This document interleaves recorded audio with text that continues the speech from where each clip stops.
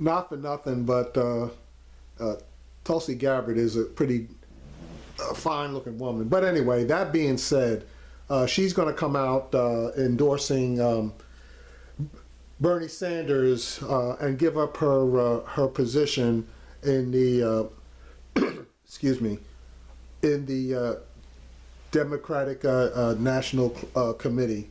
So she must have, I mean, everybody knew that she was really pissed off at Debbie Wasserman Schultz, but I guess it just came to a head and she decided just to bail because Wasserman Schultz is trying to give this give all the advantage to Hillary Clinton, and a lot of people believe that that's a bunch of bullshit. Even after the endorsement, though, I'm going to play the entire clip from his roundtable, and then I'm going to comment after he completes his conversation. In the Democratic race, and my next guest, Tulsi Gabbard, Congresswoman from Hawaii, Democratic National Committee Vice Chair, has been at odds with her boss, DNC Chair Debbie Wasserman Schultz, for months over the Democratic presidential debate schedule. Congresswoman, you're here because you have an announcement to make regarding your position at the DNC. Tell us. Well, first of all, I am resigning from the DNC so that I can support Bernie Sanders for president. I'd like to tell you why. As a veteran and as a soldier, I've seen firsthand the true cost of war. I served in a medical unit during my first deployment, where every single day I saw firsthand the very high human cost of that war. I see it in my friends who now, a decade after we've come home, are still struggling to get out of a black hole. I think it's most important for us as we look at our choices as to who our next commander-in-chief will be, is to recognize the necessity to have a commander-in-chief who has foresight, who exercises good judgment, who looks beyond the consequences, who looks at the consequences of the actions that they are looking to take before they take those actions, so that we don't continue to find ourselves in these failures that have resulted in chaos in the Middle East and so much loss of life. But you know, it was just a month ago, and this was sort of got us curious about. A month ago, you said you think the next commander-in-chief needs to have a, quote, military mindset. You said this during an interview on Fox News. Does Senator Sanders have a military mindset? From what I've seen, from talking with him and from his record, he does. And what that military mindset means is you go through an analysis process as you're looking at potential courses of action that you're going to take and how and when we use our military power.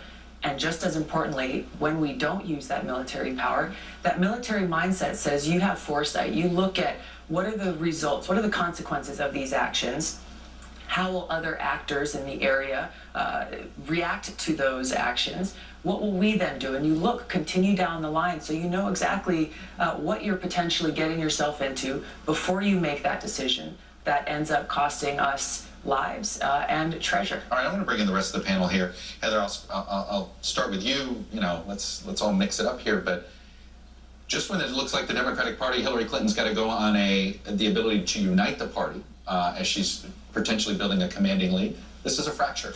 I think that the Democratic Party has always needed a primary. This is a time when our core issues around the social contract, around the future of our country, around climate change, around debt-free college and the next generation are at the center of the debate. So we have to have a full debate about them. And I frankly think that it's time for us to really have a message that actually integrates the party, that talks about economic inequality and how racism has driven economic inequality. So you think this primary, do you think it's moved Hillary Clinton?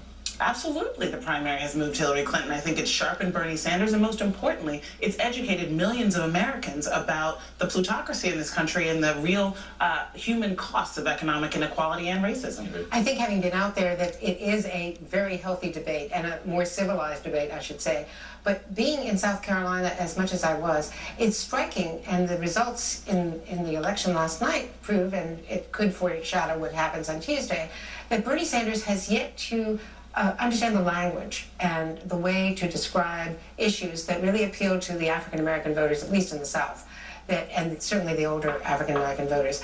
And he frames income inequality in terms of Citizens United and campaign finance reform and super PACs and Wall Street. And what the older African-American women are eager to hear is more kitchen table issues. And it really strikes me that going all the way back to January 17th, when we had our debate in South Carolina, that's when her closing argument was Flint, Michigan. Her entire closing statement was Flint, Michigan. And that was her first foray into appealing to these voters, and she seems to be connecting in a way that he is not. Respond to See, now, they should have stayed on this as far as the Democratic primaries are concerned, but Chuck Todd's going to pull them off of the African American portion of this and drive them elsewhere, and they're never going to get back to it. And this is what helped Clinton to win in South Carolina, and the African American vote is basically what's going to help her to win Super Tuesday and really to put her over the top as far as the nomination is concerned. this, that Bernie Sanders hasn't connected. Well, I think when you've seen the groundswell of support that he's gotten, not only in one or two states, but in states across the country, I think this is where there is a hunger for a leader, a commander-in-chief who is honest, who has integrity, who exercises good judgment. The communication of the contrast between Hillary Clinton and Bernie Sanders is something that has begun and I think needs to continue to grow to make sure that as we continue through the next Super Tuesday, states that are voting and beyond, that voters are equipped with the right information, especially as it pertains to war and peace and how these decisions impact these communities of color, how they impact communities that are coming from a different place. See, now she threw in that communities of color at the very end, but she did not answer the question of Bernie Sanders not connecting with the African American community. So now from here, the conversation basically just gets completely away from the initial question of Bernie Sanders, why he lost South Carolina, and why he's not connecting, and what the ramifications of not connecting with the African American community are going to be. I think whenever you see problems in one party, if you look, you'll see them over on the other side. And in the Democratic side, the divisions that you see in the Republicans, they're there as well. And if you think about it, Hillary Clinton was at the far left of her husband's administration. Right. And now she finds herself scrambling like mad to get farther keep left up with the party that's moved to her left. Right. And so there are divisions in both sides. But and if you think about sort of the near term, the future of the Democratic Party, you get past Hillary Clinton or maybe Joe Biden, and you got to go way, way, way left before you find anybody that's on the national stage. I also wouldn't characterize it as left and right the way we've been talking about it for a long time. Particularly when we're talking about economic progressivism, this is something that is really more about insider and outsider, about top and bottom on the economic spectrum. That's been the split there. And her vulnerability is she has yet to prove. Eric, I am curious though, the white voters. if Hillary Clinton is on a march to the nomination, Right. does that help your efforts to unify behind Cruz and Rubio? Do you think that would help? I think it would, and in a normal year it would. I don't know that it will this year because there is so much anger. You're talking about outsiders and insiders. There is so much anger now. People are making decisions emotionally. They're not looking. I, for one, though, am very happy to be talking about the Democratic primary. So Rather than fair enough. All right, I'm going to pause there, Congresswoman.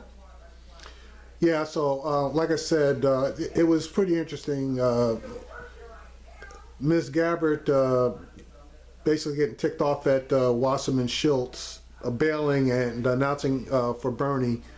Basically, it's going to help Bernie to be able to speak and hopefully get at least some of the platform tailored to his desires. But with him, again, not really fighting, and I mean fighting for more of the delegates than he's currently fighting for. This, to me, seems like it's